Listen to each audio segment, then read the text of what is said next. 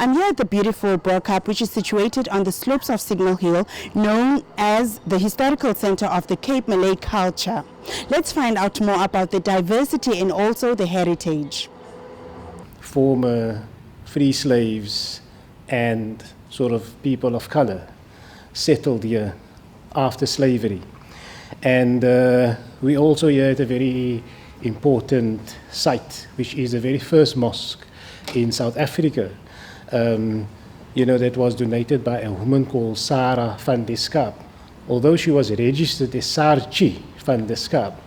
And that is because black people at the time, you were always a lesser human being. And so we'll start, our journey from here. We see it as perhaps not the birth of Islam in the Cape, but really one of the most important pillars, institutional pillars of Islam at the Cape. I think it's not strange for Muslim in Islamic tradition for people to memorize the Quran. I mean, thousands of Muslims has done that over the years. But the challenge here, of course, Tuan Guru wrote it from memory whilst he was on Robben Island. And this makes this book, fairly remarkable. Or this makes the Quran fairly remarkable that we have here.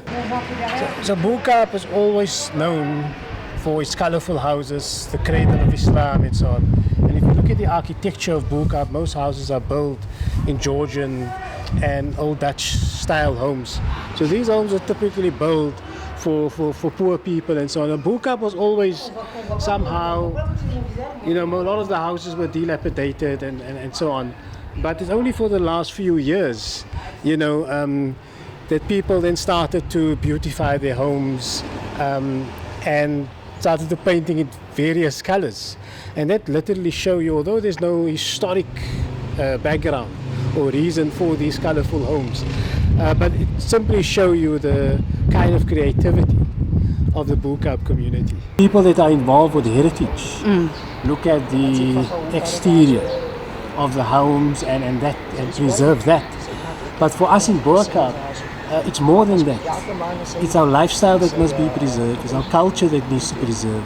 And so there's a very narrow way that heritage is being defined in this country. For most people growing up in Bo-Kaap, of course, Bo-Kaap is a close-knit community. Everyone knows each other. Somebody that is maybe in their 50s or 60s can tell a child that is 10 or 11 years old about his great-grandfather and how, and so on. And sort of the interaction amongst communities here are very good in terms of people knowing each other, the closeness, the culture of sharing and caring for each other. It's something that you don't really find in many other communities.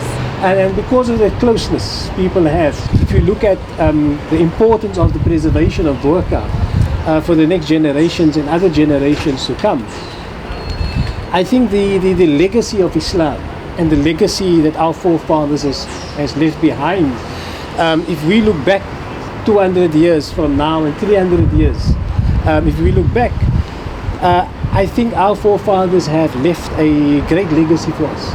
Of course, the challenge for us today, it's a challenge for South Africa and the world.